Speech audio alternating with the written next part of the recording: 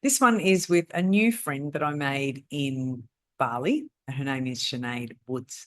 And we just happened to be sitting beside each other in the hot tub at the gym and talking about things and life and how'd you come to be in Bali and all of those things. And she does a podcast that's for women.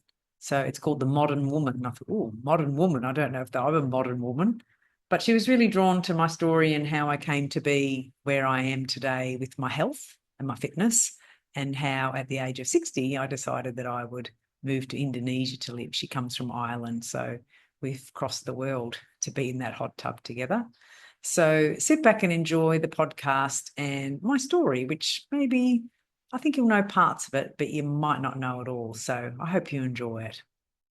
So on today's episode, I am joined by Lisa Conway, and I met Lisa recently in Bali. We were in a gym and we got chatting in the jacuzzi, and I just thought she had so much wisdom and knowledge that I just couldn't wait to share it on the podcast. So welcome to the podcast, Lisa. Well, thank you for having me. Thank you so much for taking the time to do this. So my audience on the podcast is basically women in their 30s, but I think it's so refreshing to have an old perspective from a little older lady. A little older. Yeah. So maybe if you just share a little bit about yourself and how you ended up here in Bali. Yeah. So I've just turned 60, which is pretty impressive. I say level 6, you graduate and you go up different levels. And the reason I came to Bali is that every time I was here, I just loved it. I just loved the place. And I'm the author of a couple of books for my industry, and I wrote 2 of them here.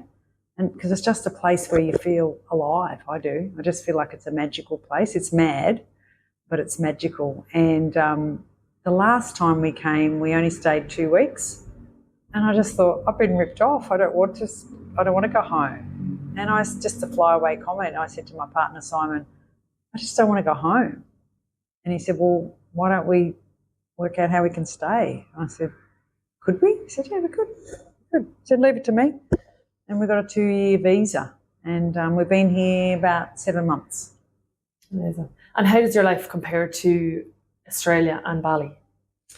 Well, I think the main difference is, like here it's so, there's no rules, basically, that I can see.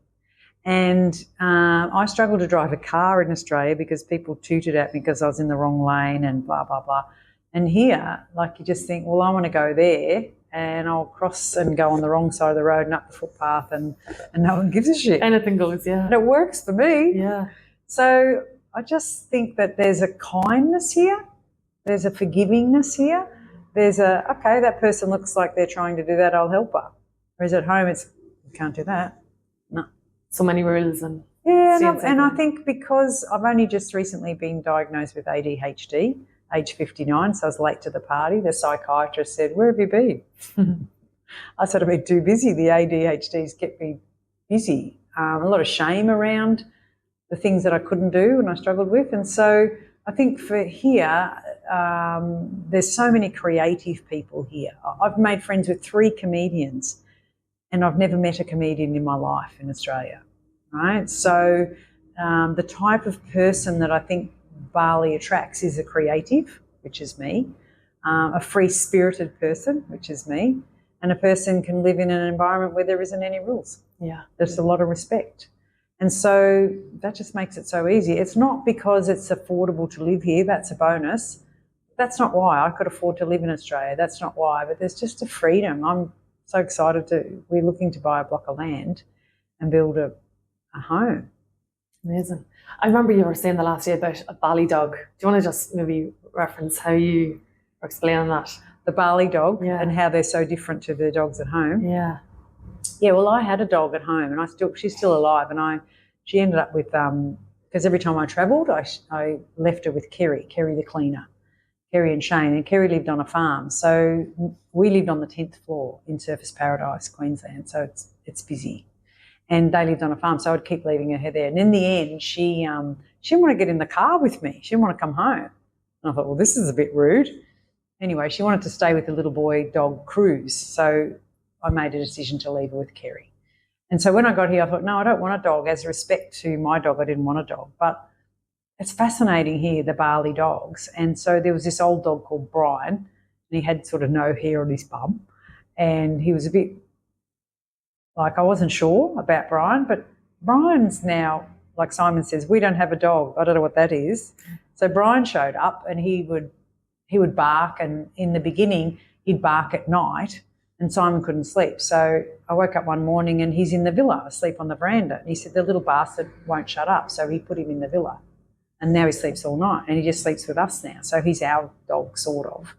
But he comes and goes as he pleases, and he makes his own decisions about his life, which is pretty much how everybody lives here in Bali. So it's fascinating to me. And then he brings friends over. Brian's got friends.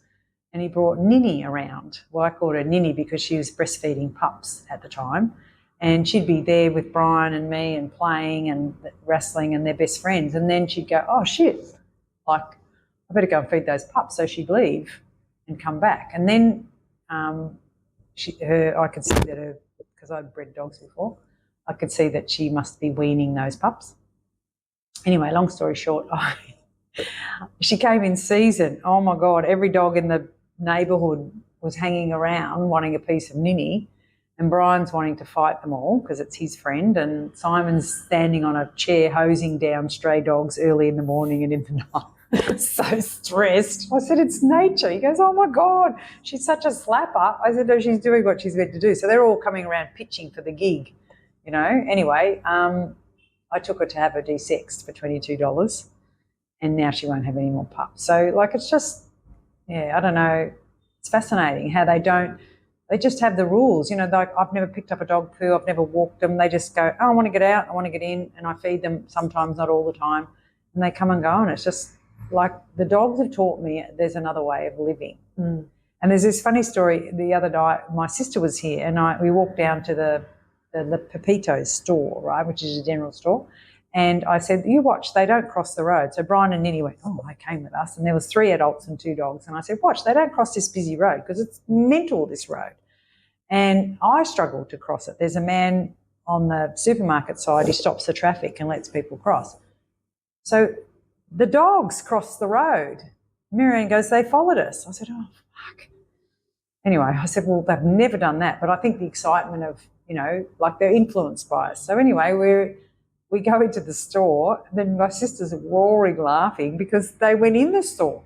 So they're walking around in the fruit and vegetables and looking for me. And then the tail's wagging, and they go, we found you. And I said, get out. But not one person flinched that the dogs are in the supermarket. Like, they do life on their terms. So on the way back to cross the road, we crossed the road, and they didn't come. And I said, why don't they want to come? And the man's waving them to go, and they go, nah. And then all of a sudden they go, yeah, we'll come. So they just looked left and right and crossed this absolutely horrifically busy road. I just couldn't look. And it makes me realise that it's just another way of how people can live a different way. And I think when you're raised in an environment like Australia or a very developed world, we're very conditioned. Mm-hmm. And here we're not. Like, it's just an example of there is another way to live life. Yeah, it's a bit more free. It's a lot more free. Yeah. Yeah. And just, like, it's so inspiring seeing you, like, being 60. And to me, I would have said you were 40. And, like, what's your secret, do you think? Is it, like, keeping your body active, or, like, what's your tips for keeping yourself young? Well, I had a bit of surgery, don't you worry. I had a facelift about 6 years ago, and I didn't tell anybody because of the judgment. Now I don't give a fuck. I'll show you pictures if you want to see them. So I think it's what I did wrong. I think I was a hairdresser for 30 years. And the reason I became a hairdresser is I grew up feeling like I wasn't pretty or attractive or whatever. So for a few reasons, I had a younger sister who was really tall, long legs, and her hair would grow like you wouldn't believe. I've got this wild head of hair that's curly, and my mum didn't know what to do with me, so she just cut it short. So I often looked like a boy. And when I was about 19, I ended up in a salon in the city, and I sat down and she said, what would you like to do with your hair? And I'm thinking, what? I don't understand the question. So as a child, I would go into the beauty salon at home, the hair salon, and I'd say, what about this one? They go, no, you can't have that. Your hair won't do that. What about this? No, I'm not going to shut the book if I can cut some off, right? So I didn't realise that there was things that I could do. I had like a big nose, and I had that change when I was 30. Didn't tell anyone, right? So I had a few challenges. My teeth weren't very good. I had gappy teeth, and a lot of the kids in our family did. My sister didn't. She had this beautiful teeth. She had long hair, long legs, and she had blue eyes. And as a child, people would say, oh, is that your sister? Or, you know, and I go, wow, she's so different to the rest of you. She's so beautiful. So as a child, I thought, well, if she's different and she's beautiful, I must not be beautiful. And there was a few physical things that I was uncomfortable with, my nose and my teeth. And I thought, well, I'll be funny, like a lot of people who are funny. And I never had a problem getting a boyfriend, or because I was alive and entertaining and engaging, but I knew in the back of my heart that I wasn't beautiful. And when I met this girl when I was 19, she said, well, why don't you grow your hair? So she said to me, you know, you could have a blow wave once a week and you'd start to grow your hair. And as I grew my hair, I just wanted a pigtail, a ponytail. And I began to think that, yeah, if my hair's perfect, I am beautiful. If I get my nose fixed, then I'll be beautiful. So I was still working on the outside. Mm-hmm. And what I didn't realise until 40 years later is that it was just my opinion of me. And recently I've read this book called Elle, which is a supermodel. And if you're old enough like me, she's actually born in 1964, the same as me. And she thought she wasn't beautiful.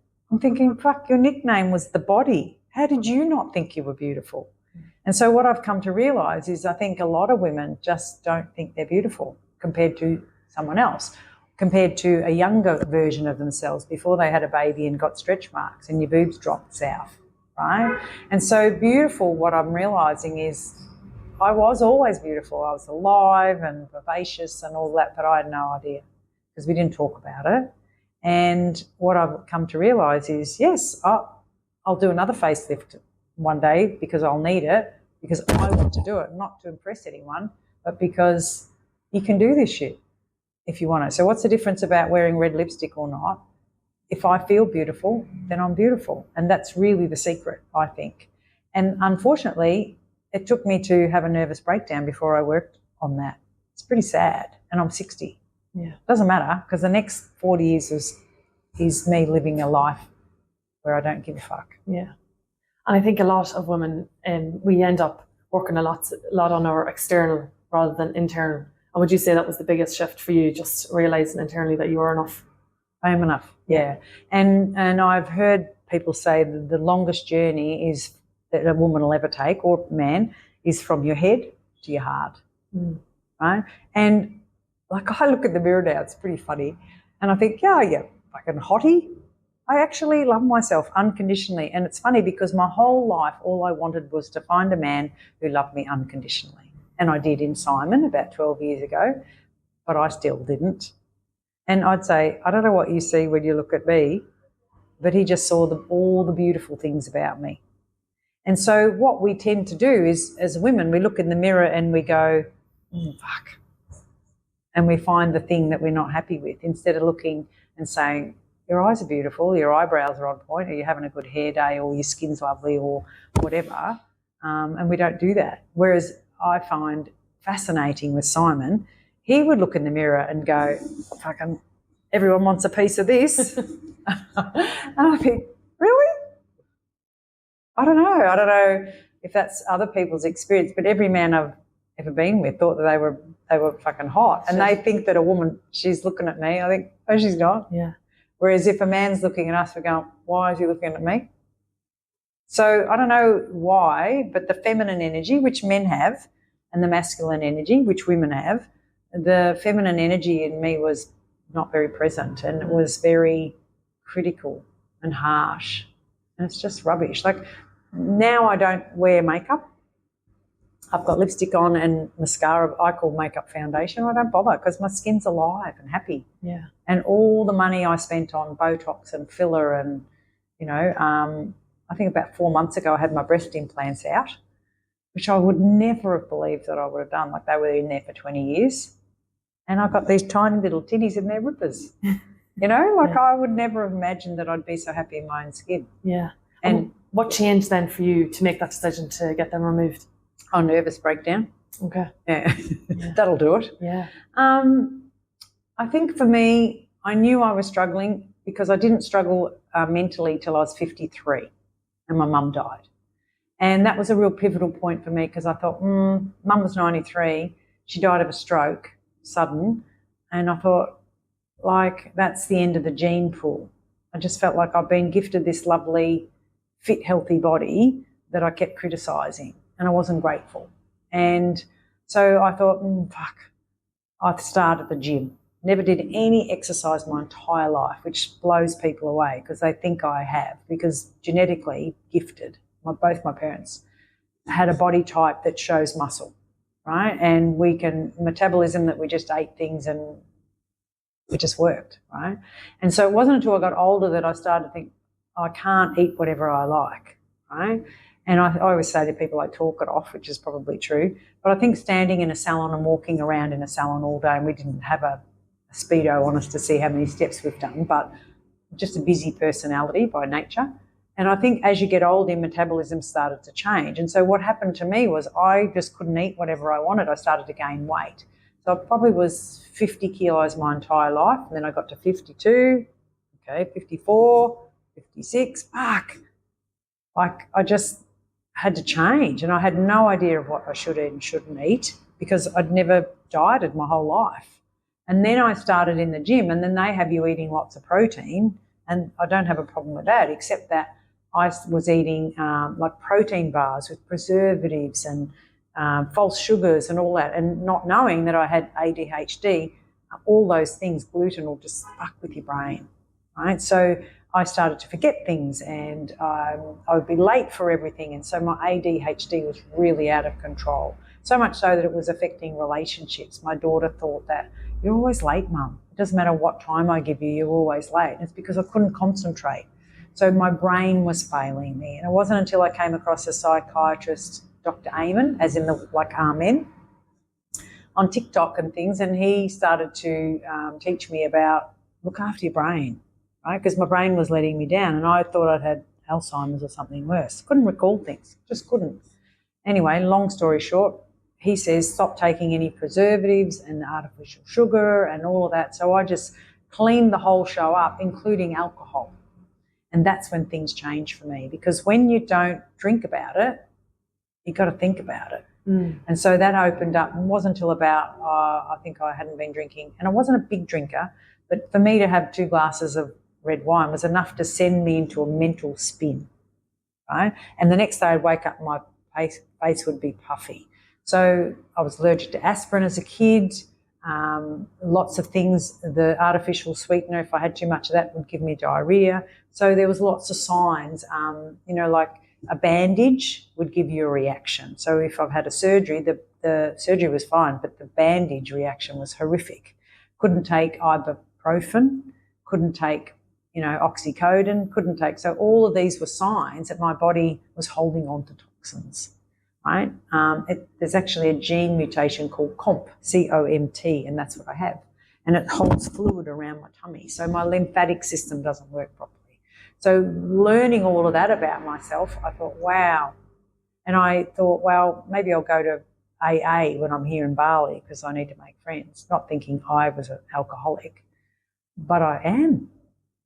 I have all the tendencies of an alcoholic, this obsessive of the mind, having the alcohol and having a reaction. So some people drink alcohol and they become an arsehole.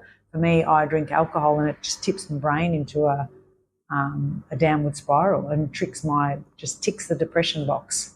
So once I stopped drinking and then started to learn about the alcoholisms, which is I want what I want and I want it now, that kind of can't let go of something until I get what I want, selfish kind of behaviour, I thought, wow. Right, so having a mental breakdown, so much so that I couldn't get out of bed and just felt horrific about myself. And in the last 10 years, twice, I thought about taking my life because I just couldn't stop it. The first time was hormonal when I menopause, my elder sister ended up in a whole world of pain for menopause, and my 2 other sisters didn't. Now, what's interesting about that is my older sister and I had the same body shape. We had boobs and curvy and more soft bodies, and the other 2, the sporty women, just slid through. And I've done a bit of research on that, and yeah, a sporty person will survive menopause. And my sister and I, she ended up having a mental breakdown too, and they found out she had bipolar at the age of 50. And she takes lithium and she's never looked back. She's happy as. But she disappeared out of my life for almost 10 years, out of everyone's life, right? So mental health all those years ago wasn't talked about, and now it is. And that's why I want to say to people, it's just like any other health, your brain. So for me, I do things with my heart, and I do things that I love, because now I know my shortcomings. And for me, it was about finding a spiritual universe. Whereas being raised a Catholic, I went, no way. This story about Mary and Jesus and Joseph and a fucking donkey, like, why was she a virgin? Who wrote that script? Yeah. And so being raised as a Catholic and being suppressed with your sexuality and all that, I didn't want a part of it. So I just went like that to religion. And you're Irish, and anyone would say, well, look at the damage that they do, religion. So I was so anti-religion, but I threw everything out. Instead of thinking, my mum wasn't the Catholic, my dad was, but mum was the most beautiful person ever. She said, you don't have to worry about any rule, just don't do to anyone what you wouldn't do to yourself. Fascinating. Yeah. So instead of throwing out all the religion, I could have kept some part of it. So being here in Bali, which is a very spiritual place, and then learning through in the AA rooms in the 12 steps, is that you find your higher power, whatever that is. It's an innate feeling, it's a gut feeling, it's Mother Nature, it's the universe. So my God doesn't go like that, and he doesn't have 12 apostles, but it's a person who, or a thing, that's always looking out for me. So that's spirituality, and I'm just so grateful, and I'm just grateful for everything. And so if that's a religion, it's not a religion, it's a spirituality. And I think something that I heard in the AA rooms is religion is for people who want to get to heaven. So they live a life in the hope that they behave well enough here that God will let them into heaven. They're God. But spirituality is for people who've experienced hell on earth, and that was me. Right? So I just think that it works out, and that there is a plan for me, and I give my will over to the universe, and it'll just work out. So the same as you and I just happen to be sitting in a hot tub talking about shit, and then I'm here sharing something with you. Now, that's God, or that's spirituality. Is the universe will put me to the people I need to be with so that I can help and serve people. And that's got nothing to do with 12 apostles and Mary being a virgin on a donkey. Mm-hmm. So it's just my version, but I feel really at peace for the first time in my life. Yeah. Fascinating. Yeah, I think the older you get as well, you question things and you don't just blindly believe what you've been told. Yeah. Yeah. And I think, do what you want to do. It's your body. Like Cher said, if I want to put my tits on my back, I will. They're my tits. You know, whereas I've always been a sharer, but I kept a bit because people will judge you. And because my profile is prolific in the hair and beauty space, I don't want people to judge me. So even when, like, I had long copper hair and extensions and I was known for the red hair. Well, I don't have red hair now because of the tint was another allergic reaction.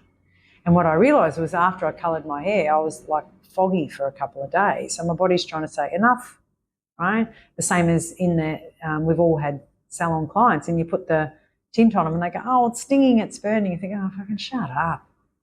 But their body's saying no. Yeah. So for me to strip back and cut my hair off and don't have any nails, I had them on for 40 years. You know, it just built up. Yeah. And imagine how much hairspray I inhaled. Yeah. No wonder I'm still here. So I'm a tough little cockroach. Yeah.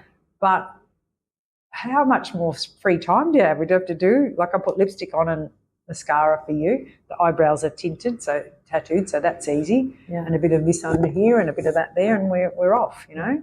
And when I look in a photo of me now, I actually look alive, more so than in the other photos of the past. Then my hair is on point and all of that. But I'm looking like, oh, do I look all right? I'm not sort of looking like that. Whereas now I just laugh. Yeah. Funny. And it just sounds like you're way more at home in your body. That's what it sounds like. It's inspiring. And I had an incredible body all my life, but I wouldn't do the button up, wouldn't show it. Now if we got to do a nudie run, I'm coming. Yeah. Couldn't care less. So inspiring, yeah. Yeah, and I think that that's a journey that only every woman can find herself. And I'm fascinated that a supermodel, Elle Macpherson, would not think she was beautiful. Her nickname was the Body, right? But she says she hides behind her hair and it's all hanging here in front of her face. But she would be comparing herself to Claudia Schiffer and, I don't know, all those other famous models. So in her comparison world, because that's what we do, we compare ourselves to a younger self before I had kids when I was 5 kilos lighter, or she would have been comparing herself to a younger self as well, but she would have been comparing herself to the greatest supermodels of the world. Yeah. So of course she's going to fall short. And they were probably comparing themselves to her. Fascinating. Yeah. So everything's in your head, and if we can come to a place of peace, and we would all have seen people like movie stars and that, and some of them are dead set handsome, but some of them aren't, but we fucking love them. I think the first person I decided if I was going to run away with someone was Billy Connolly. Now, he's not an oil painting, but there's something alive about that man. Yeah. And just remember seeing him on stage, and I think there was like 5,000 people in the auditorium, and he's standing up there just yakking away. And I thought, wow, he has these people in the palm of his hand. The energy, yeah. It's just the way he paused and laughed and circled back. And, as a keynote speaker myself, you just watch him think, fuck, you're talented. Yeah. But I think part of it is he doesn't give a fuck. Yeah. So refreshing. So refreshing. And he taught me to swear. Whereas I thought, don't swear, girls don't swear. And after watching Billy Connolly, I thought, oh, fuck off, I'll swear. And I never swear in a negative way. I swear in a humorous way like he does. Oh, for fuck's sake, Brian. Yeah. And so I just think if your heart's open, you'll just learn so much about yourself, and then you'll carry yourself beautifully. You're not trying to censor yourself, just being true to who you are. And people will not like me, and that's okay. I'm really okay. It's not that I don't care what people think, because I do care. I'm interested in what people think, but I'm not convincing them to see my point of view. And I've spent my whole life trying to convince people to do what I'm doing. Yeah. But if I'm going to live in Bali, you should live in Bali. I don't do that anymore. But in the past I did. And that came from a place of, this is so good, you'll love it. But I think just look after yourself. Yes. Everybody just keep your side of the street. That makes sense. And what's really interesting is my younger sister Marianne was here.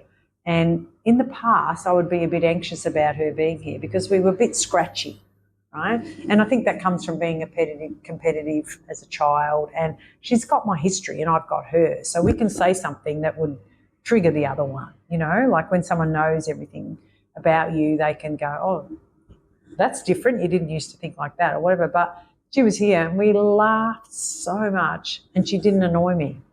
In the past, she would annoy me. We'd be about one day and we'd have an argument. She hasn't changed. I changed. So that was a really good measure for me because I thought, I'm not really sure how we're going to get on because she's full on like me. Simon said, one's enough, just saying. But we would start to say something funny and we couldn't even finish the sentence. But she knew what I meant and she'd start laughing and then we'd laugh at the laughing and that's just gold.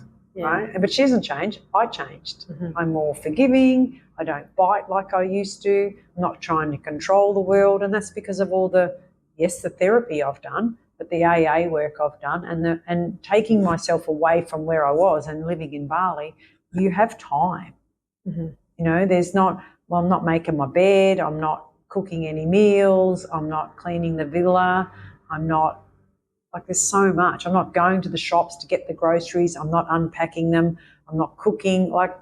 That's a lot of time out of your day. And when you can fill that with having a massage, every massage I have, I come out with a great idea for a podcast or an article I want to write or just There's something, energetically that moves you in a massage. So if you can have one of those for, $15 for an hour, at home it's $95. Yeah. That's a big difference. Crazy. And you mentioned forgiveness there. How has forgiveness impacted your life? I think the first person I had to forgive was me. Mm-hmm. In AA, they teach you to make amends with people that you've hurt. So for a lot of people, they've had a drunken life and they've hurt people by letting people down, by not showing up. I never did any of that because I didn't drink enough to be a problem, and I only drank on my own. And I used it as a way to go to sleep. Right? So I was never obnoxious. And anybody who knows me would go, you don't have a drinking problem. According to you, I don't. But to me, I did. Right? So I still used it to go and let the gas out. Right? And then I had the allergic to reaction. But I always felt guilty about drinking. And I started to drink on my own during COVID when my son was in a mental hospital. He had a breakdown. Clearly the whole tree's rattled with mental health. And so that's when I realised that it was a problem for me. But forgiveness is about just letting things be and forgiving me for not knowing what I didn't know, forgiving me for being hard on my sister, or forgiving me for, when I look back now in my parenting years, I've got a daughter 34 and twin boys 33. And I think I went through a stage where I just thought, I was a terrible mother. Like, for starters, I didn't know that my son, one of the twins, was autistic, and he's not been tested for it. And he says, no, I'm not, Mum. I'm not on the spectrum. He goes, we're all on the fucking spectrum. So he's a bit like me. But I think, how did I not know that? And then I felt bad about my parenting because I thought, well, I should have helped him when he was 8, not when he was 28. But as a twin, his twin brother just did everything for the pair of them. So of course I didn't notice it. And my therapist said, kids that go undiagnosed is a result of good parenting. Because you met his needs. He wasn't trouble in school and I thought, yeah, that's really true. So forgiving myself for not knowing and being able to help Aaron when he was younger, I think would have been really instrumental to him, because he misses social cues. And he doesn't care what anyone thinks, which is problematic in the world we live, right? But I think, no, good on you, Aaron. Good on you. Because I don't want a wife and kids. Why would I do that? And whereas people go, oh, you're a bit selfish, or no, he's not. He just doesn't want a wife or kids. So, that forgiveness I think the greatest thing you can do is forgive yourself. And then you do forgive others. And I think people are not their behaviour, Sinead. Like, you can be an arsehole, but that doesn't make you an arsehole. You're just being an arsehole, right? In the same way that you can be loving. Doesn't mean you're a loving person. In that instant, you're loving. So I watch people who have dogs and won't have children. And that often tells me that sometimes you've been so hurt, or your childhood was so bad, you don't want to repeat that, but you still want to love something, So in the past I think, what's going on here? Or a woman who has 10 kids, and you think, why would you have 10 kids? It's none of your fucking business. She can do what she likes. And so I think forgiveness in your judgment of others, is really important. And I think it's none of your business. Just get in your lane, and you don't know the struggle that person's having. So just be kind. I remember coming away from leaving our mum's body in the hospital with my 2 sisters, and I said, let's pull over and get a coffee. And we went in, and we were stressed, and it was sad, and Mum took 2 weeks to die. It was horrible. And we sat in the cafe and we looked for a seat, and we said, can we sit here? And there was a table, like it was about a big table, maybe 5. And my sister said to this girl, can we sit here? And she said, no, I prefer if you didn't. And my sister turned to me, and she was nearly going to scruff this lady by the neck. And I'm thinking, you don't know. How do you know she didn't lose both her parents this morning? But my sister was annoyed with her. And I thought, just find another seat. Yeah. Sit there. She goes, well, why can't we sit there? I said, because you asked her. And she said, no. Yeah. Right? So forgiveness is about not going, well, you're a bitch. Forgiveness is about just thinking she's having a shit day. I don't know, maybe she saved it for a friend. She didn't say it that way. But if she'd said, no, my sister and my mum and my dad are coming, we would have accepted it. But she said, no, I prefer if you didn't. And my sister was going to punch her. Yeah. And I just think, you don't know. So just take the answer and forgive her for being hard. Like I said to Mary, she doesn't know her mother died this morning. So that's an example of forgiveness, rather than going to someone say, and I forgive you for being an arsehole, it's in an everyday practice. Yeah. And sometimes it's easy to jump to the worst conclusion and think that the person's out to do wrong. But we don't sometimes like think what the other person could be dealing with. I especially think this in traffic. If someone like passes you out or cuts you off and you get angry, you only annoying yourself. Instead of just assuming the other person could be rushing to a hospital to be with someone or something has happened. And why does it matter? Yeah, it's easy to assume the worst, but just to give grace to other people. Yeah. Yeah. And to me, that's just an everyday version of forgiveness. You know, just what I like about here, you park in the wrong spot, you come out and they've moved your bike for you. Yeah. Like they don't go, well, you can't park here. Stick a ticket on it. They just move it. Yeah. And you think, oh, where to pay for a bike? And they go, yeah. Thanks. And if you leave your keys in the ignition, when you come out, you think, where's my keys? And you're scratching around in your bag, and then the bloke comes and goes, here they are. Yeah. Like there's just a kindness here that I don't experience anywhere else. Yeah. And I just love it. And the other thing I think it too is because I notice in the cafes and the shops and the artistic way that they put things together. And I don't believe that's the Balinese. I believe it's the creative person from all over the world lands here. Yeah. And that's why they do what they do. You know, like the lights, and you think, wow, I wouldn't have thought to put 14 lights in one ceiling. Yeah. We put one light.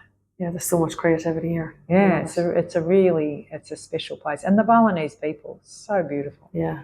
So beautiful. It just reminds you that we don't need much. It's just like if we can just simplify our lives and just keep it easy. Yeah. And I always have a word for the year. So this year's word is less. I thought, what can I have less of? And we often laugh, and there's 4 cups, 4 spoons, 4 forks and 4 knives in the villa. And we manage. Yeah. You know, there's no dishwasher, so you got to wash them. But the other day I'm thinking, where's the coffee cup? And I thought, I can't find a coffee cup anywhere. We only got 2. And my sister was drinking out of one, and the other one I couldn't find. And then she'd picked a plant, a flower in the tree, and she put it in the coffee cup up on the shelf. And then I realised, oh, that's where it was. Like at home, how many coffee cups have I got? Yeah. I'm ashamed of how many I had that I gave away to the op shop before I left. We just accumulate so much stuff, and we don't realise until it's actually just since I came here, I realised how little clothes I need to survive. And at home, I find I was in a constant loop of always having to have more and more and more. And it's when you get away from that, you look and you're like, you have a different perspective. Yeah, and I think the weather's the same here all year round. So in Australia, especially in Melbourne, you need cold clothes, and there's so many clothes.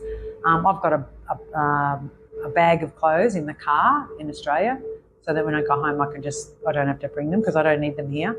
But it's so true. And I think, you know, like I wore that last time. So what does it matter if you wore that dress last time? Mm-hmm. You know, so, you know, things like that. Just before I left, I started in the last year or so, because I'd have to go to these balls, and they're hair and beauty balls, and there's 300 and, you know, or 500 people in the room. And I thought, fuck, what am I going to wear? So you'd hire a dress because you didn't want to be the same dress as last time, and I might be giving out an award. And I thought, oh, bad. So I got a silver dress and a gold dress, and it's covered in sequins. I look like a disco ball. And I just wear that every time. That's my dress. And I think, well, it's saving landfill. I don't have to think about it. And I've still got that dress. I haven't been to a ball since, but I just think, why can't I show up in that dress? And so, you know, there's a lot of stories that we tell ourselves about what to wear. And even you see thing, they go, oh, you know, this girl wore that dress there and she wore that dress. So, same dress. Yes. Call the police. Yeah. You know, so there's this consumerism, and that's what we do. And I notice it now when I go home. I think every time I'm at my daughter's, the doorbell rings and something else is coming from Amazon. Mm-hmm. And so it's her journey, and she'll work it out. But the money I've wasted, wow. Yeah, it's crazy. Forgive myself on that one. Yeah. We were talking the last day about comparison and the ego. Maybe just share what you feel like the ego is, or how it impacts us in our daily life. Yeah, so I always struggled with the word ego. You know, I never understood it. I asked a few people to explain it to me.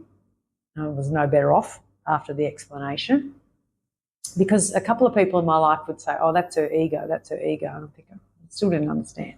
And I don't know who explained it to me, but I thought, oh, that makes sense. So ego is a comparison. So when you compare yourself to someone else, or you don't like that person, or you do like that person, it's because you're using a filter of judgment. So she's got more than me or less than me, she's taller than me, and you think, well, why does that annoy me that she's taller than me? So it means that you have less or more, and your ego responds to that comparison. And that's what ego is. Mm-hmm. In simple terms, it's a comparing. And I think, different people would say, oh, you really, you just nailed it on stage. I think, well, that's ego. Why can't I just, that was lovely, thank you. It's compared to you were the best speaker in the room. Mm-hmm. That's ego. Why do I have to be the best speaker? Or why do you have to say you're the best speaker? Why do you feel the need to tell me that? The same as you break up with a boyfriend and then your friends keep telling you his new girlfriend should say she's ugly. That's ego. Yeah. They want you to know that you're better than someone else. And I think, don't tell me. I don't want to know. And I didn't realise it annoyed me until he explained to me. I thought, oh, that's because I don't like that ego. Like if there was no ego and you didn't compare yourself to a younger self or another supermodel, then you wouldn't be in the trouble you're in. Mm. So ego it's a way that you can check, but I just think it's not helpful. It's really not helpful. Yeah. Because the ego will keep you stuck, keep you compared, and you'll always be in the middle. There's always someone with more than you. There's always someone with less than you. There's always someone older than you. There's always someone younger than you. There's always someone getting paid more than you. There's always someone getting paid less with you. So the ego will keep you comparing and it will keep you stuck. And do you feel like the older you get, you have like less inner conflict in your life? Yeah, I don't think it goes away unless you do the work on it. Mm. I found a therapist who was an EMDR therapist.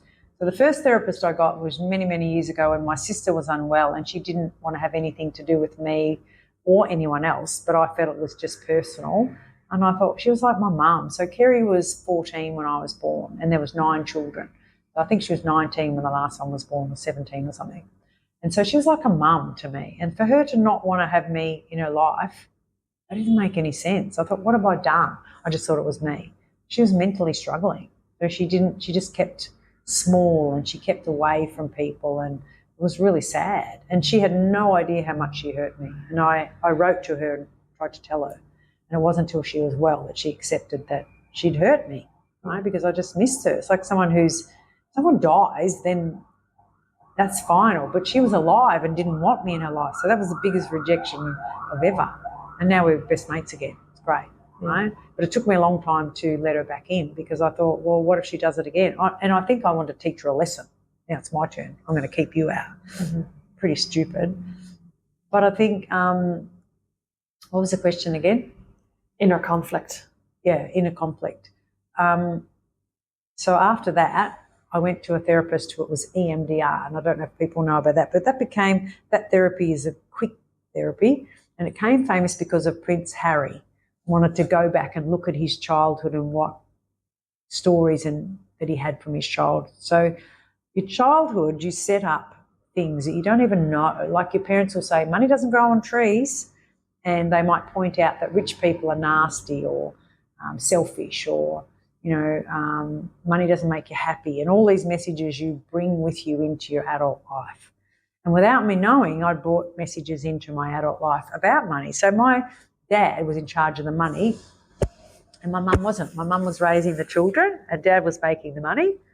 And Mum would say to Dad, I need some money for this, and he'd give her money. So without me knowing, I thought that a man provided for a woman. Yet I was a career girl and I made really good money, and I've made more money than every man I've ever been with because I'm very masculine energy and I was playing out my dad's role. But what I did was resent that the man I was with never made enough money. And because from my childhood I thought, well, he fucking should. Yeah, that was the story. That was the story. But that story was a 5-year-old person and it didn't suit me as an adult. And as a child, my dad was a bookmaker. So he would go to the races and he'd collect. In those days, there wasn't any cards, it was all cash. So he'd come home in the middle of the night and he'd put wads of money under his mattress. And so money came from under a mattress. So Mum would go in and take some money. right? And as a little child, I thought, I'm going to buy everyone a Christmas present. So I went under the bed. I was only a little child. I don't know how old, but I remember it. And through EMDR, they took me back to that time and I played it out. And then with EMDR, you get to rewrite the story and it changes the way you are today. Up until then, I was always concerned about money, never had enough, worried me morning, noon and night. If I ever felt anxious, it was always about money. And so in this therapy, I go back and I'm a little child and I take the money and I go up to the cafe and I buy 9 Christmas stockings for my kids and I bring them home. The people in the cafe, why they're serving a 5-year-old who had a wad of money is beyond me. But anyway, they did. And I can remember them talking to me about it. Anyway, so when I get home, they laughed at me. Mum and Dad thought it was gorgeous that this little 5-year-old would get the cash, go up the street and buy Christmas presents. And so the laughing at me made me think that I'm no good at money. I shouldn't touch money because I'll be laughed at. So that was a part of my story. And it wasn't until the EMDR that we dug back into that. And she said, well, what would you like to have happened? I would like them not to laugh at me, and I would have liked Mum to explain me about budgeting and all of those things, but we had nothing. Here you go, off you go to Melbourne to the big smoke, and we're not teaching you how to save or do anything, and just fucking work it out. My boss, actually, an Italian man, taught me about saving, but I had no concept. So first I think that men should provide more money than women. That was in my subconscious, and that I can't touch money because I get laughed at. So I didn't look at it. I just knew that if I needed that much money, I made that much, and I didn't look at the detail because I'm not good at it, and people will laugh at me. Not knowing it, that's why I was always uncomfortable around money, and now I'm not. Yeah. So if you borrow $50 from me and you forget to give it back to me, I'll send you a text and go, hey, Sinead, where's the $50? I don't have a problem with it. Yeah. But back then I thought, yeah, uncovering the limiting beliefs. Yeah. Uncovering it, yeah. And so it's just fascinating. And everything else, frustration, and where's that playing out in your life? Where do you think that first happened? And you go back to where it was. And then you unpack it. And fascinating how, because it's quite a quick therapy, you go back to that time, and if you're doing it on Zoom, you pat like this, or she does eye movement like that. I can't do it because I move my head. So I have these things where I squeeze one and squeeze the other. And for some reason, it doesn't take you very deep into an unconsciousness, but it takes you back enough. And you see things that you don't remember. Fascinating. Like, for my biggest challenge with the world was frustration. That people, I have the answer, especially because I work in the hair and beauty space. I have the answer to the problem, but they don't listen to me. Like, if you just do as I told you, everything will be fine, but they're too scared or they're too shy or they're too afraid, so they don't do it. And that came back to a childhood when I was a little girl, and my oldest brother's cat had a litter of kittens, and there was about 8 or 9 of them. Now, I can remember it clear as day. It was in the shoebox where we all kept our shoes, and there's little kittens crawling everywhere. Because I was a child and I wasn't at school and all the others were, I played with these kittens all day. And then kids came home from school and I said I showed them, and when I opened the cupboard there was one cat, one kitten. Where's the others? I'm thinking I can't explain it because I'm a small child, and my frustration comes from that moment.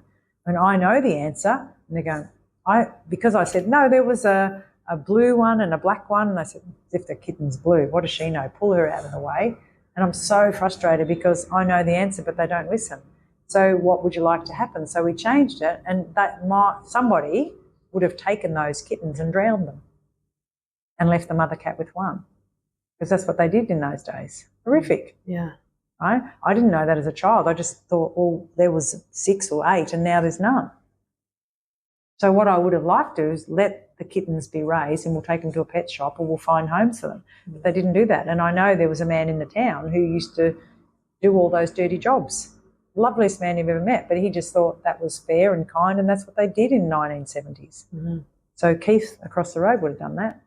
And I was a child and no one told me, but I would have liked that they would have been raised enough and we found homes for them. And then we de-sex the cat. And just taking it back, you mentioned a few times about therapy. Was there any resistance you felt before you started going to therapy?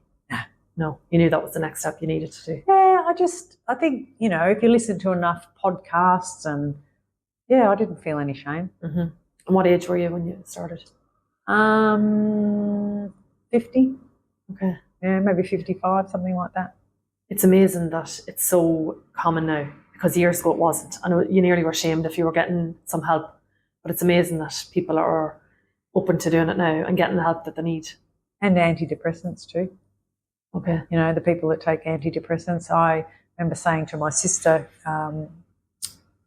why doesn't everyone take them? I said, they should put it in the water. And she said, fuck the water. She said, not everyone drinks water. Let's put it in the air conditioning. And she said, Earth. And I thought, that is gold. And I do. And over the years, I have taken an antidepressant and then I've come off it. And then I went back on it with the last downward slide. And I feel like, and I could be wrong, I take the lowest dose. They say a dose is 20 milligrams. I take 10. And the doctor said to me, it's not a proper dose. And I said, I don't need 20. When I take 20, I don't cry. When I take 10, I can cry at a movie, or my emotions are too squashed at 20. But I've always been sensitive to drugs, so I don't know. But the trick with the antidepressant is you start to take it and then you go, no, I don't need it. No, because it's working. That's why you think you don't need it, love. I don't know if I'll need to take it all my life, actually. I'm coming to the other side of menopause, so it'll be interesting to see if I do or I don't. The clearer my mind gets, I think the less I'll need it. Yeah. That's my opinion. And at times I've taken 60 milligrams, so I'm down to 10. And I don't care to take it, and I'll tell you I'll take it. But to me, there's something else going on. I know some people have a chemical imbalance, but if I didn't need it till I was 55, I think maybe it's not a chemical imbalance for me. I think it was a accumulation of unhealthy thoughts or actions, or, like I said, I'm not living in my heart, I'm living in my head. Yeah. So it'll be interesting to see. But, you know, if you need to take it, you take it. I don't have a problem with anyone taking anything. But since cleaning up my act and not having any alcohol or preservatives or any of those things, my mind is as sharp as sharp. Like after you, I've got an appointment with my first one-to-one private to speak Indonesian. The amount of words I've already learned and what I've done is fascinating. 10 years ago, or, you know, even 2 years ago, I couldn't retain English, never learn another language. So to move to another country and learn a language, like that helps your brain. Yeah. But you need a good brain to be able to retain. So it's chicken and egg, really. Yeah. So, and I will speak fluent Indonesian. Then I say to them, and then nobody's safe because I know what you're saying. So now I can say quite a few things if I read it, but if I can say acu, menikmati, cuaca panas, and I'm enjoying the hot weather. Love that. Yeah. And I love that you're not letting your age hold you back from learning something new, because I think a lot of people feel once you leave school or college or like the learning years, that's it. You know, and I think it's so inspiring, just always keeping your brain young and learning more. And it's fascinating that most people who can speak another language can speak about 5. Yeah. And I think that's fascinating. And they say yes because the first one's the hardest to learn. And I've always wanted to speak another language. And I think that comes from a child being in the remedial reading class and, you know, struggling with things. And I have to learn in a different way. I can't learn the way a normal person does. I learn by writing. It's rote. And I've got these little cards, and on one side it's got a picture of an apple and you've got to guess it. And then I go, apple, turn it over. And the next one is a kite, and it says langalang. Yes, langalang, turn it over. You know, frog, katuk, katek, anyway, whatever it is, and you turn it over. And so I just get, you know, 5 of them, and I use those, and when I've got them mastered, I get another 5. And so I have to go small, and I just have to do them repeat. That's how it works for me. Yeah, so inspiring. And if I asked you what was your favourite age, what would you say? Oh, now. Yeah. I think, and it's funny, I used to say about my children, when they were brand new and up to 33, I go, it's the best age. Yeah. So I'm a really in the moment person, always have been. Like when my children were 10, this is such a good age. Like I've always been that annoying glass half full person. Yeah. It's just, I always have been. And I think probably for me, like I didn't, yes, maybe my body was younger, but I worked so fucking hard. I was just a workhorse, and now I don't. And so I've made space for me just to be me, and that's really refreshing. I've heard people say, older people say that the best years were the 60s. Because in the 50s, your body's still on the downward slide. But I laugh and I say, see, the problem is when you're 40, you're still fucking trying to be 30, right? And then you don't want to tell anyone you're 40. You want to tell them, like I've always told people my age. Couldn't give a shit. Always have. Always been proud of my age. Didn't care. But now I just think, I'm 60. Like I want to tell you so that you just, like I'm just proud of it. It's like a kid, and a little kid and you're talking to the kid and they go, I'm 5. Yeah. And it just comes, you think, where'd that come from? Can't wait to tell you, yeah. Yeah. They just can't wait to tell you, I'm 4. Or they go, I'm 2, you know. I just am. And I don't care. And I think I'm annoyed by people who, if I say I'm old and they go, no, you're not. And I think, why can't I say I'm old? Because you have a thing around being old as shit. Yeah. I'm here to prove it's not shit. Yeah. And I'm doing handstand every morning in the shower. Simon goes, what is that banging on the wall? It's when my feet go bang, bang on the wall. It's the only space in the villa I can find. I've just bought one of those bouncing things. They're called a bouncer. And so not bouncing just up and down. What you do is you push down and it moves your lymphatic system because your heart pumps the blood around, but your lymphatic system is stagnant. So if you're stagnant, it's stagnant. Mm-hmm. And I've learnt that all of the things that I have, the toxins that I have, it needs me to move. And it came up somewhere else. And then Elle Macpherson's book, she said, yeah, that's the one thing. She had a breast cancer and she refused to have the chemo and mastectomy. So she went down the healthy path, which Australians have criticised her for. And one of the things was to bounce on that thing every day. Okay. Because it's the most perfect thing to move your lymphatic system. And so that's where you move the toxins and get everything out of your system. And it's like, like the plunger in the toilet or the sink. You put that big black plunger and it sucks it up and pushes it down, sucks it up and pushes it down. Mm-hmm. And that's what your lymphatic system needs as you age. So I bounce on that. I can only bounce not even a minute and I'm knackered. Yeah. That's how intense workout it is. Yeah. Hey, yeah, because you go push, push, push. You don't go bounce, right? And I can bounce forever up. It's not the same. Yeah. And I've only been doing it for, I think we put it together 3 days ago, so it'd be interesting to see. But we are shocked at how hard that is to do. Yeah.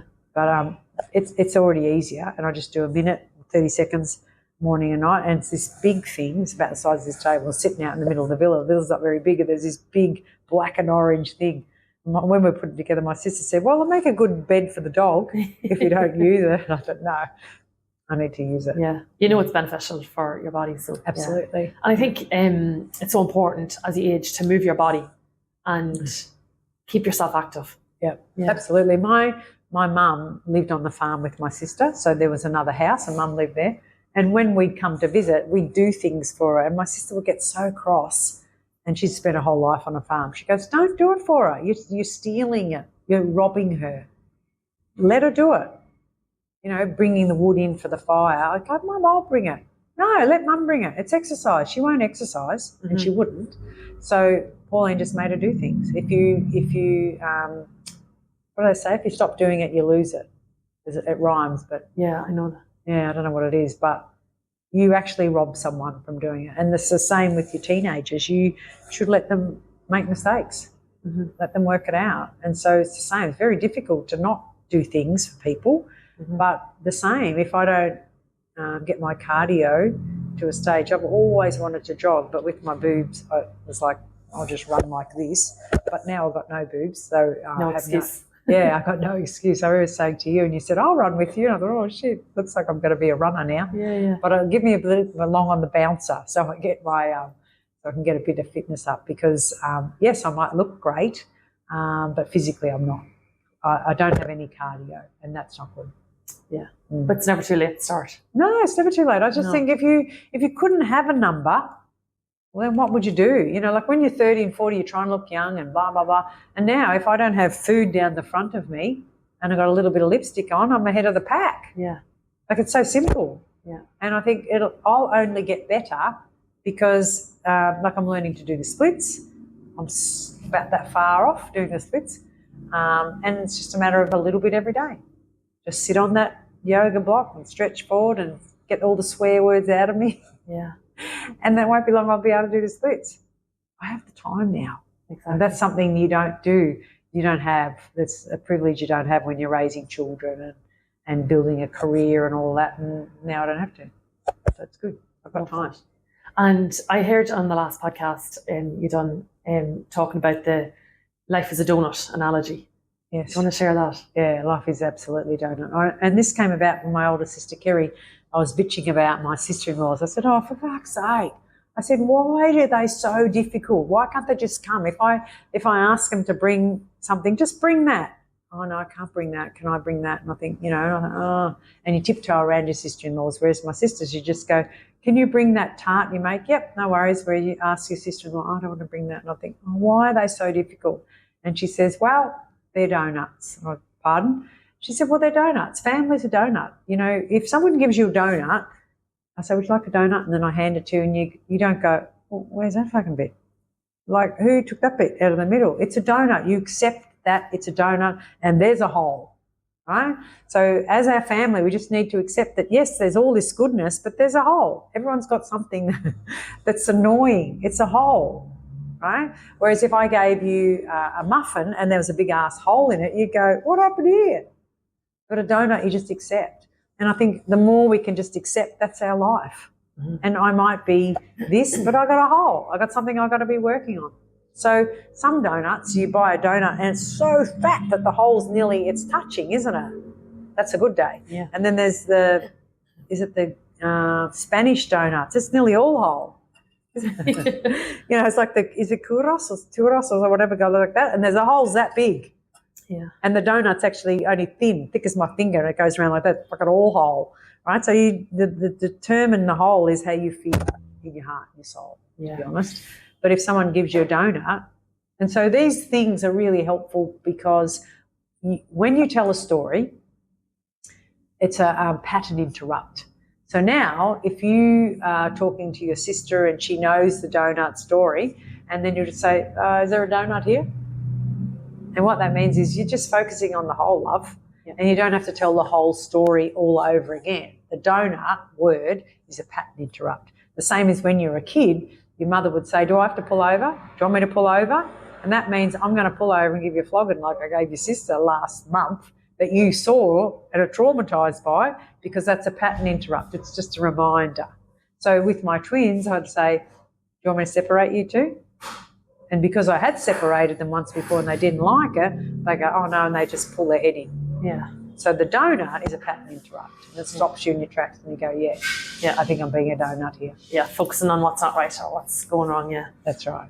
And if I was to ask you, what are you most proud of in your life, what would you say?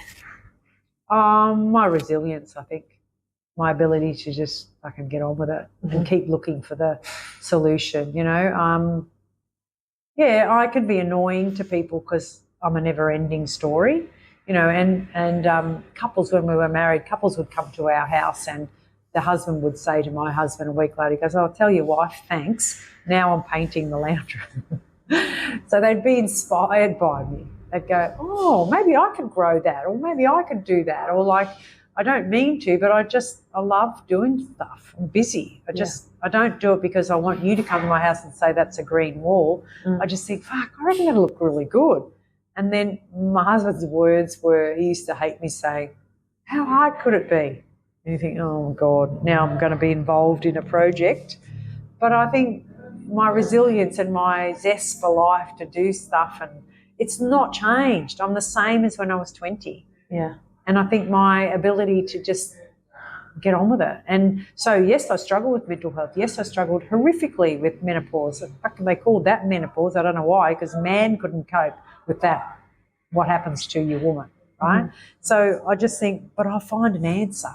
So I think my resilience, and I'm grateful for, yes, the busy mind and it's all tricky, but I overcome that too, and I'm prepared to say, I fucked that up.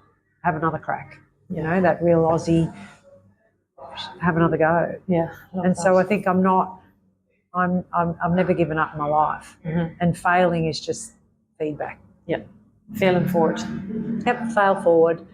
Fail quickly, short, small amounts. And I tell the salon owners I work with, if we can get this right, if you make a mistake now, it's a $300 mistake. Yeah. But if you wait till you got 5 on team and you make this mistake, it's a $3,000 or $30,000 or $300. So it's just a matter of naught. So if you can fail quickly and accept that you fucked it up and move on, it's better. Like even this morning with Simon, and I said about the social media, and I said, well, that's good. We failed with that. He goes, we didn't fail, and he's quick to protect him. I think, yeah, we fucking failed. He goes, well, because of this, and I'm thinking, okay, that's fine. I embrace failing. Yeah. Whereas I think a lot of people want to justify why they did what they did, and I think it's just feedback. We could keep going with this for another 6 months, but the fact that when we did the stats, we go, it's not a good enough return on investment. So call it a failure or don't. I don't care, but we've got some more information now, and that's all failing is more information. Yeah. So just adjust and keep going. Like how many things I say to salon owners because they don't want to sell retail. Oh, they don't want to be in sales, and I think, oh my God. I said, you're not taught something, so you won't know. And I say, people go, I'm not good at retail, and I think, well, you weren't good at sex when that started either, but something got you to go back and have another crack. So you say, the older you are, the more you enjoy your sex life. It's because you give away the power to someone else when you're younger. But when you're older, you go, no, that's what I want. Nah. And every lover you have seems to be better. Really? No, he's no better. They're all dopey. You've got to tell them what you want. Seriously. Yeah. So I think, like my sister's a doctor in an emergency room. Some of the things she tells me, she's not allowed to tell me, no names or anything, but one I particularly love, this woman was about 65 and she came in she broke both wrists because she fell off backwards from a chair having sex. Mum goes, she would have fucking loved her. She tested it to me. She goes, you would have loved her. I think, well, why can't she do that? Why is that? Because her bones are brittle and she's old, but I love the fact that she was having a pony ride and fell off backwards. So good. So, she tells me lots of stories about people that, this 90-year-old man and this and that. And she's like me, she's just fascinated with people and behaviours. And so who said you should by when? Yeah. Yeah, we get too stuck on numbers and ages and different things like that. And if you couldn't use your number to describe yourself as an age, what would you say? Yeah. Like if I said to you, you can only use a number, how old are you? Yeah. What would you say? I feel like I'm getting younger in my life and I don't attach to my age anymore. No. But as women, we're conditioned to believe that we're getting older and it's bad, and I just embrace it now. Yeah. I feel more me than ever before. Yep. And that's a lovely space to be. And that's why you're drawn to me. Yeah. No accident. There's hundreds of people in that gym. And I say, how old are you? Old enough. Yeah. I'm old enough. There isn't a fucking thing that I can't do. Yeah. Because when you're younger, and I hated this being younger, you can't do that till you're this age. You can't do that till you're this age. Yeah. And so aging, when you get to the other end, my dad used to say, they take everything off you. Take your license off you. They take your eyesight off you. They take your balance off you. And I think, well, no, we wear fucking glasses and I'm still riding a motorbike. And so if I, bounce on that thing and if I, do the work, then no, you're not taking off me. Yeah, exactly, yeah. But you have to do the work. Yeah. And I think I see a lot of people who you can tell they're older by the way they move their body, like that, instead of going like that. Yeah. Right? Now, I can't lean that way. Don't know why. I work on it all the time. One leg, hamstring's always tight. I work on that all the time. But, I had a frozen shoulder in my 50s and I couldn't get deodorant under my arm. That's how bad it was. And my mum had a frozen shoulder when she was 50. And I started to put my handbag, I hop in the car and I go like that and I think, ow. And then I remember trying to move the mirror and I couldn't move the mirror. And then I worked out that's what I had and I couldn't do it. And so years and years and years of yoga. Right? But a lot of people will tell you they still can't lift their hand. This way is a little harder in yoga when you click your hands together, but it's a work in progress. And so be grateful of your body and show it some gratitude by, putting good fuel in there, giving it good sleep. Like I don't sleep with a pillow because my hairdressing had my head like that. What's going on here? So I say to everybody, stand up against the wall, bring your feet out an inch and see if your head touches the wall. And for most people it doesn't because they're like that. Right? Mine does, didn't used to. But you should be able to put your hands up and go down, and there's just so many things you can do, and you just do them every day. Get a broom handle, put it over your back. And or when I first did that, I thought I was going to snap my arms off. But now you just do those things. And so love your body. But it's a machine, and as like every machine, an old car, you can't just jump in it and go. Simon collects old cars. Luckily, he likes old things, he says, because he likes me. And I'm 6 years older than him. And I say, well, why would you get a man older at my age? Like, they're boring. They're nearly dead. Not all of them, but you could say the same about women my age too. You know, like you ask couples my age, you want to go to that restaurant, oh, you can't get a park there, or, okay, right. So it's no secret that I hang around with people that are younger because I love them. Mm-hmm. They're fun. My mum used to say all the time, oh, you don't want friends my age. Oh, she said, they're ailments. They're always telling you about their ailments. Yeah. She didn't like that. She had no ailments, so she had no compassion for anyone who was sick. But she goes, oh, you go to, there's old people and they go, look at this, and they tell you all about their sickness. Yeah. Mum didn't have any sickness. She had a great mind, that's why. Where your focus goes. So important. That's right. Yeah. And would you say you have a life motto? Just do it. I can work it out. Say yes and figure it out. Yeah, figure it out.